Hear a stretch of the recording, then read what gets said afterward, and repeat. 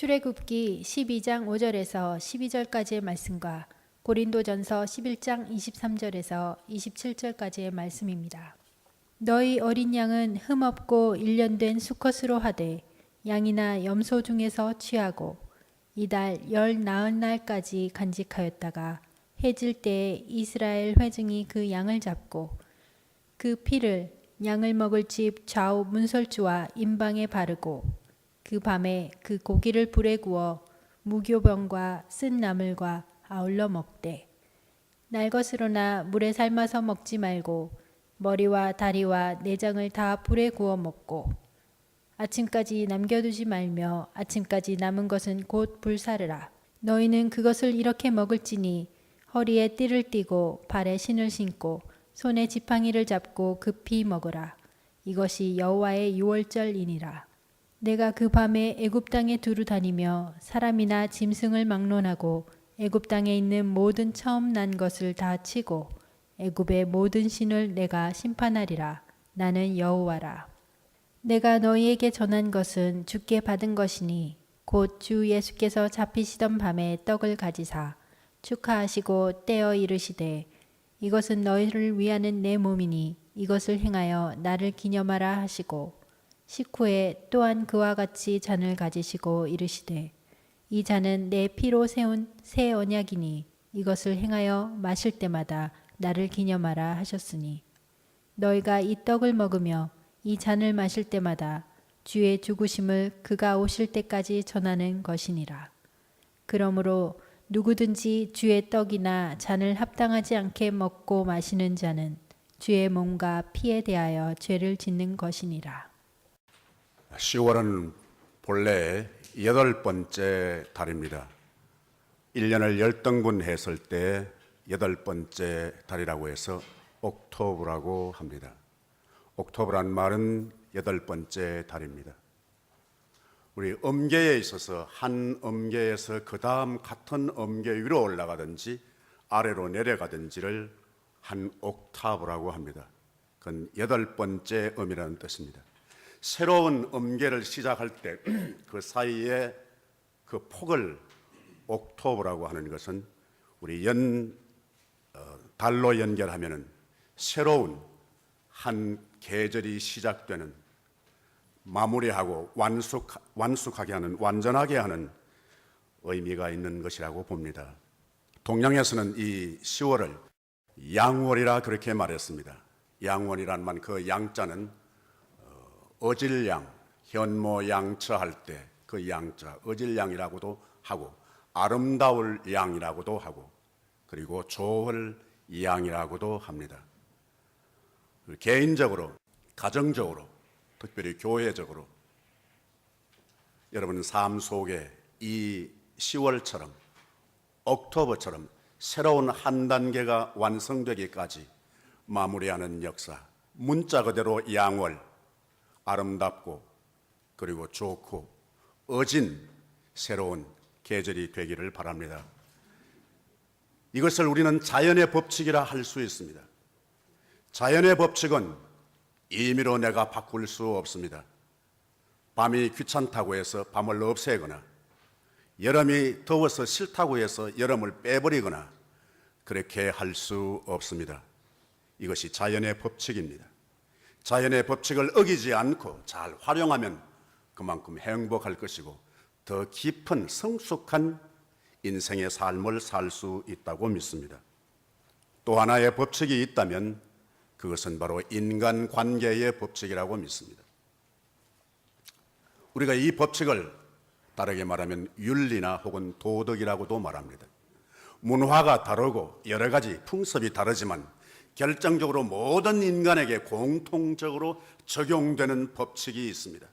그걸 굳이 하나를 끄집어내면 죽음이라고 할 수 있습니다. 이것은 인간 세계의 법칙입니다. 부자든 가난하든 잘난 사람이든 못난 사람이든 어떤 형편 가리지 아니하고 그대로 적용되는 법칙, 그게 인간의 법칙인데 그 하나가 죽음이라고 볼 수 있습니다. 이것은 피할 길이 없습니다. 원하든 원하지 않든 때가 지금이든 아니든 그것은 피할 수가 없는 것입니다. 제2의 법칙이라고 할 수 있겠습니다. 또 하나의 법칙이 있다면 우리 경기할 때에 적용되는 법칙이라고 할 수 있습니다. 조금 오래된 일로 기억됩니다마는 농구 경기가 벌어졌습니다. 일본과 한국이었습니다. 그런데 손자가 그 TV 앞에서 광경을 지켜보다가 할아버지를 부릅니다. 아마 그런 소리가 들렸는지 모르겠습니다. 한국 자축 사이드에서 드로잉 골 밑에까지 집어넣었다. 골 밑에 받치고 있던 16번 슛. 여의치 않아 다시 백패스. 뒤에 받치고 있던 9번 슛. 이때 레프리 휘슬.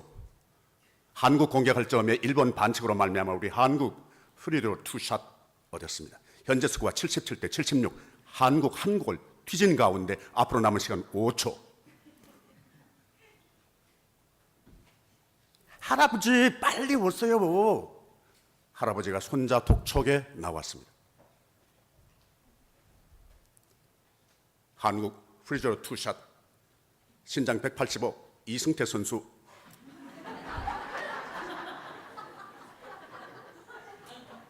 기도하는데 신중한 모션 제1구 던졌습니다. 깨끗한 골인입니다. 77대 77 동점. 박수 치는 사람이 아무도 없네.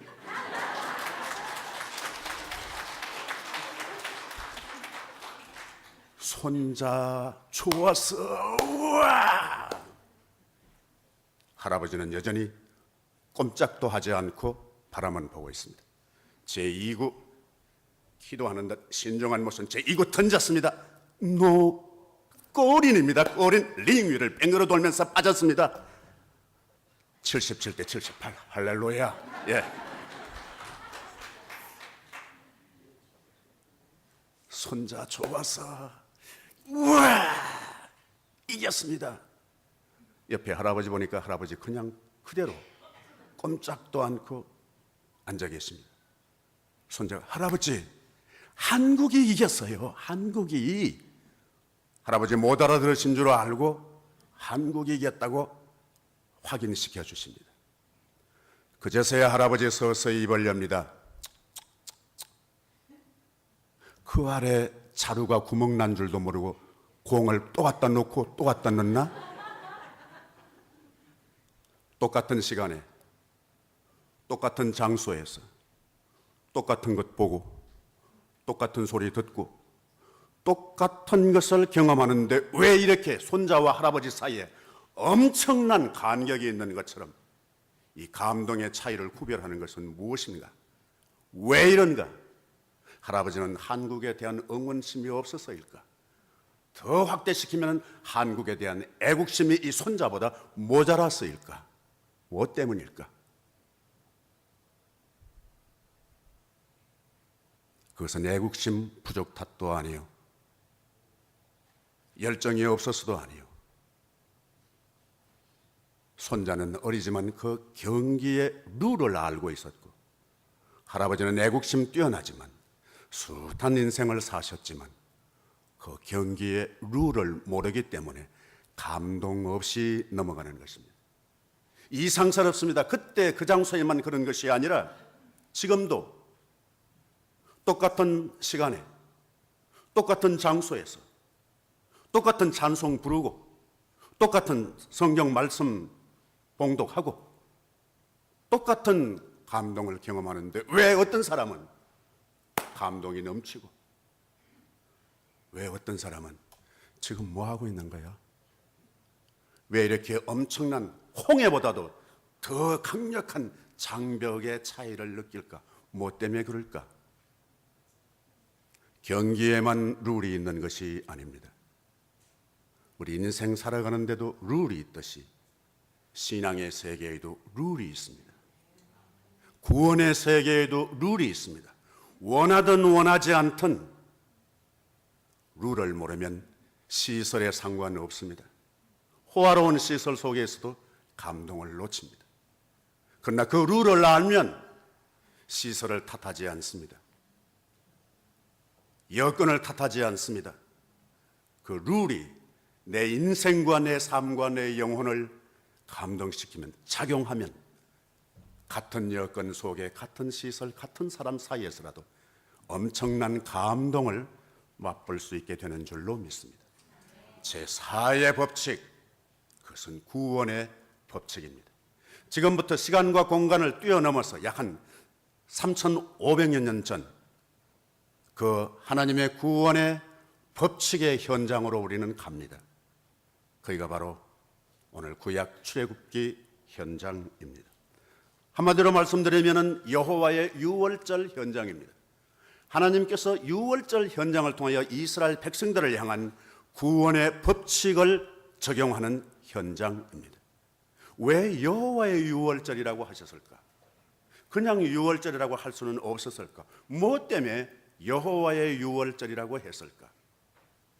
여호와께서 통치하시는 여호와의 법칙, 여호와께서 넘어갈 것을 넘어가고 그리고 역사 심판하실 것을 심판하시는 그 법칙을 적용하시겠다는 현장입니다. 유월절은 아이러니합니다.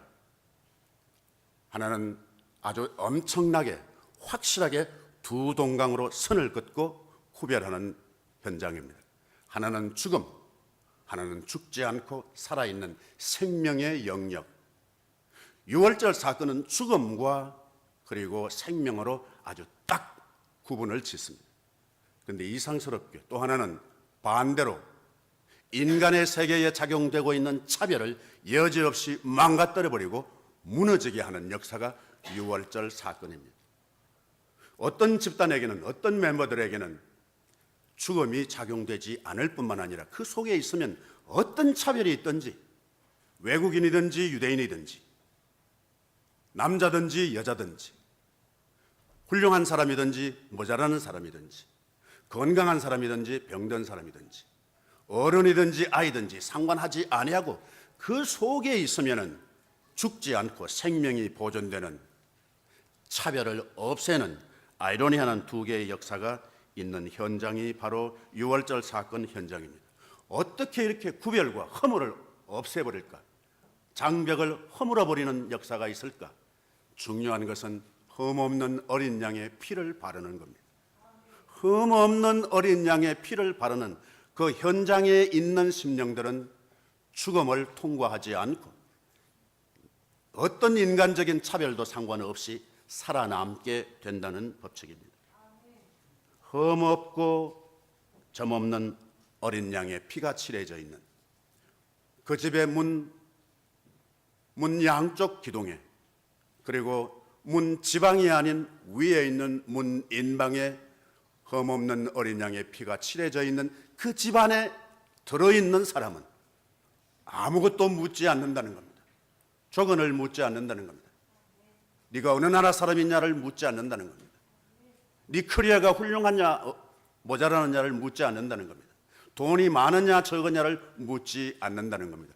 그 피 칠해져 있는 집 안에 있으면, 그 바운더리 안에 있으면은 아무것도 묻지 않고 죽음이 통과되고 보호를 받는다는 사실입니다. 이것이 제4의 법칙의 그림자가 되는 이스라엘 백성들의 유월절 현장입니다. 두 번째 유월절 현장의 법칙에 적용되는 나타나는 현상은 무엇인가 하니까 먹는 것입니다. 무엇을 먹는가? 누룩 없는 떡을 먹습니다. 쓴나물을 먹습니다. 맛없는 음식을 먹으면서, 쓴 음식을 먹으면서 무엇을 생각해요? 앞으로 이제 이 과정을 통과하면 우리는 종의 백성이 아니라 하나님의 언약의 백성이 된다는 새로운 꿈을 꾸는 겁니다. 새로운 꿈을 꾸면서 맛없는 음식을 먹습니다. 쓴나물을 씹는 겁니다.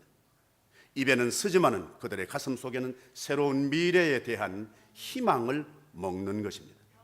우리를 종되었던 데서 인도해내면서 쓴나물을 먹으면서 맛없는 떡을 먹으면서 하나님께서 우리를 새롭게 새로운 피조물로 역사하신다는 감동을 함께 먹는 것이 바로 유월절 사건의 현장이요, 그것이 하나님의 법칙이었습니다.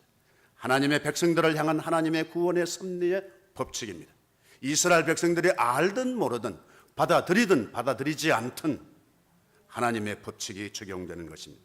제4의 법칙은 우리가 생략하거나 우리가 거부하거나 그럴 수는 있을지 모르지만 그 법칙은 그대로 지금도 하나님의 구원 역사에 적용되는 줄로 믿습니다. 우리는 이제 신약으로 건너가면서 지금으로부터 약 한 2000년 전 어린 양의 피가 칠해져 있는 유월절 사건에서 껑충 그 핵심이 예수 그리스도의 피의 현장으로 우리는 건너갑니다. 이제 우리가 성찬을 하면서 새로운 현장, 새로운 피의 유월절 사건의 현장으로 우리가 공감하고자 합니다.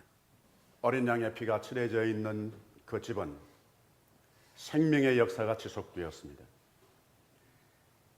유월절 사건의 어린 양의 피라면은 2000년 전 예수님께서 십자가에서 당신의 몸과 피를 흘리신 것은 바로 예수 그리스도가 핵심이요 중심이었습니다.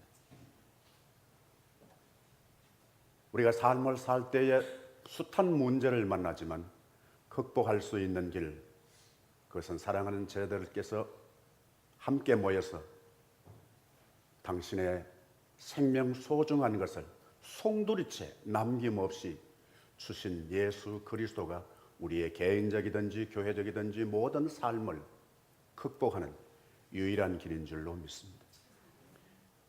2000년 전의 유월절 사건, 생명 사건의 구체적인 제사의 법칙은 먼저 자기를 살피고입니다.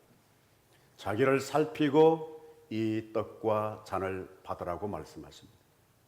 여러분 혹시 자신을 살펴보고 난 이후에 나는 흔쾌히 이 떡과 잔을 받을 수 있다고 하는 용기가 있으십니까? 그러면 받지 말아야 된다는 겁니다. 만약 나는 받을 수 없어, 내 이 초한 모습, 망가진 모습, 못된 인간성, 이것까지는 예수님의 몸과 피를 일치시킬 수가 없다. 그런 판단을 하고 이 떡과 잔을 받으라는 것입니다. 그러면 어떻게 해요? 받지 않고 다른 극복할 길이 있나요? 생명을 보존할 수 있는 길이 있나요? 자신이 없으신가요? 다른 길이 없다고 생각하시는가요? 그러면 이 잔에 참여하셔야 합니다. 이 떡과 잔에 동참하셔야 합니다. 이 길밖에 없다면 제4의 법칙 이외에 구원과 영생의 다른 법이 없다면 참여하셔야 합니다. 참여하면 내 공로가 아니라 전적으로 예수 그리스도의 공로인 것을 인정하게 되는 겁니다. 하나님, 나는 대책이 없습니다. 예수께서 나를 구원해 주신 이 제4의 법칙이 나의 법칙이 되게 하시고 이 법칙으로 내가 갈수록 행복하게 하옵소서. 그러면 우리는 흔쾌히 이 잔에 동참하게 되는 것입니다. 세상에 어떠한 사람이 갔는지 마지막까지 심지어 사랑한 자기를 십자가에 못 박는 그 사람들에게 예수님은 그렇게 아버지께 부탁하십니다. 아버지, 저희들을 사하여 주옵소서. 자기들이 하는 것을 알지 못하기 때문입니다. 사해주는 법칙의 구체적인 것은 바로 예수 그리스도의 보혈입니다. 어느 누구도 보혈을 통해서 인간을 구원하시겠다고 하신 약속을 펼치신 분이 없으시기 때문에 그렇습니다. 예수께서 우리의 삶뿐만 아니라 우리의 인격과 청춘과 우리의 마음과 우리의 비전과 우리의 탤런트를 예수 그리스도의 보혈에 적셔지게 되기를 바랍니다. 자기를 살피고 난 이후에 이 떡과 잔을 받으라고 하십니다. 그 다음엔 그 참여하는 사람들에게 새로운 미션이 주어집니다. 예수님께서 사랑하는 제자들과 만찬을 나누시고 난 이후에 제자들의 발을 씻겨 주십니다. 나는 너희들의 선생이 되어서 너희들의 발을 씻겼다. 그러니 너희들도 서로 발을 씻기는 것이 마땅하니라. 발을 씻기는 것이 대단한 일이 아니고 당연하다는 말입니다. 예수 그리스도의 보혈을 딜리버리 하는 역할은 바로 죄를 용서하는 심부름을 하는 것입니다. 예수님께서 요한복음 20장에 말씀하셨습니다. 누구든지 죄를 사하면 사하여질 것이요 그대로 두면 그대로 있으리라. 우리가 죄를 사할 수 있는 권한이 있어서가 아닙니다. 마치 가전제품이든지 어떤 전기제품을 그 자체에는 힘이 없지만 전원에 플러그인 하면은 그 제품을 작동할 수 있는 것과 같습니다. 우리는 용서해 줄 능력이 없습니다. 그러나 예수 그리스도의 전원 되시는 그 인격과 오늘 이 떡과 잔에 우리의 인격을 플러그인 하면 우리 안에 용서를 딜리버리 할 수 있는 기능이 작동되는 줄로 믿습니다. 결정적인 것은 만약 자기를 살피지 않고 이 떡과 잔을 받으면 주의 몸과 피를 범하는 것이라고 말씀합니다. 그 본문의 죄라고 하는 말은 더 어원적인 것은 심판입니다. 자기를 살피지 않고 주의 몸과 잔을 분별하지 못하고 먹고 마시면 자기가 받을 심판을 그대로 먹고 마시는 것과 같다는 말씀입니다. 우리는 전적인 하나님의 은혜인 줄로 믿습니다. 이 성찬에 참여하는 제자들에게 하시는 말씀은 지금부터 이 성찬 이후에 주의 죽으심을 오실 때까지 전하는 것이니라. 그 말씀은 이 떡과 잔에 참여한 사람은 앞으로 청춘과 인격과 삶을 예수 그리스도와 운명을 같이 하겠다는 결단이 있어야 한다는 말씀입니다.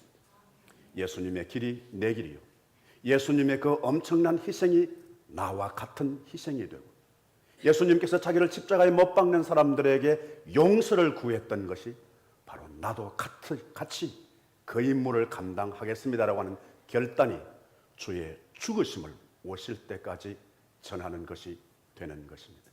여러분, 성찬에 참여한 사람의 중요한 역할은 바로 남을 자유롭게 하는 것입니다. 허물을 덮어주는 겁니다. 내가 붙들고 있던 사람을 놓아주는 겁니다. 자유하게 하는 것입니다. 왜냐하면 내가 예수님으로 말미암아 자유함을 얻었기 때문에 그렇습니다. 어둠의 세력에게 꽁꽁 묶여있는 내가 자유하게 되었기 때문인 줄로 믿습니다. 증오와 절망과 상처에 묶여있는 내가 예수로 통해서 내 삶이 자유하게 된 것입니다.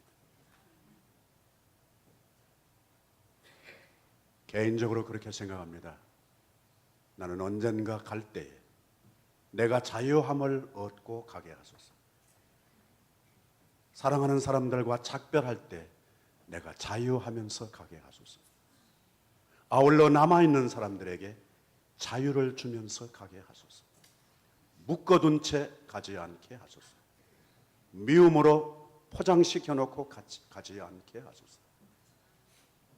그런 기대를 합니다.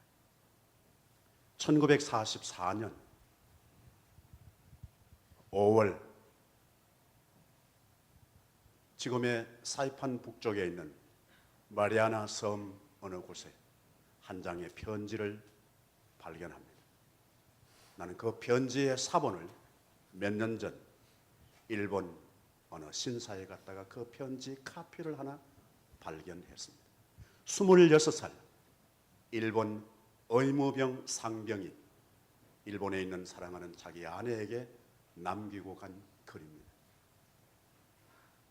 그는 자유롭게 영광되게 가면서 자기의 목숨을 26살의 청춘을 바치면서 남아있는 아내에게 자유를 주면서 갑니다. 그 편지의 사본입니다. 귀엽고 이것이 남편으로 당신에게서는 마지막 시간이요. 우리가 같이 살았던 시간은 너무나 짧았지만 당신은 나에게 좋은 아내였어. 내가 당신과 결혼하였다는 사실이 얼마나 행복한 일인지 모르고 우리 둘이 서로 영원한 서약을 하였건만 이것이 당신에게 보내는 마지막 글이라니 내 마음이 아프고 그렇지만 내가 우리의 조국 황제 폐하의 방패가 되어 죽음을 맞는다는 것은 내게는 아주 큰 영광이라고.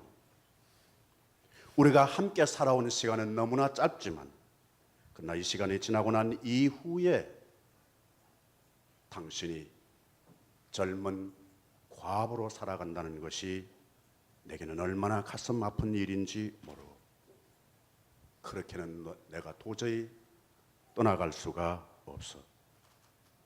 그러나 우리는 이것을 위하여 준비되어 왔지 않소. 그래서 이것을 우리의 운명으로 받아들이는 거라고. 그래서 내가 당신에게 간청하오. 내가 당신에게 간청하오. 부디 좋은 반려자를 찾기를 바라오. 만약 당신이 행복한 삶을 사는 길이라면 당신이 어떤 선택을 하든 나는 그걸 결코 섭섭하거나 후회하지 않을 것이라고. 부디 건강하기를 바라면서 사연하라. 가슴이 또 있도 믿고 또. 예수의 증인된 사람은 자유롭게 삶을 살아갈 뿐만 아니라 자유롭게 모든 것을 놓고 갈 뿐만 아니라 남아있는 사람들에게 풀어주는 역사가 이 성찬을 통해서 집행되어야 할 줄로 믿습니다. 기회를 놓치지 않게 되기를 바랍니다. 기도하겠습니다. 여호와 우리 아버지 하나님, 은혜를 감사합니다. 예수님을 기념하고 성령의 역사가 임재된 주님의 떡과 잔을 우리 몸속에 넣었으니 이제 예수의 정신으로, 예수의 에너지로, 예수의 언어로 살아가게 하여 주시옵소서. 잡다한 우여곡절이 많을지라도, 하나님 계곡을 건널지라도, 광야를 통과할지라도 하나님의 은혜 가운데서 나를 자유롭게 해주신 그 기쁨으로 시설에 상관없이 다른 사람의 말이든지 형편에 하나님 아버지 상관하지 않고 방향 잃지 않게 하시고 내 옆에 있는 사람, 묶여 있는 사람을 풀어주게 하옵소서. 풀려 있는 사람을 결코 묶어놓는 처사는 우리에게서 없게 하여 주시옵소서. 예수의 떡과 예수의 잔 때문에 담대하게 하옵소서. 나사렛 예수 그리스도 이름으로 기도하옵나이다. 아멘.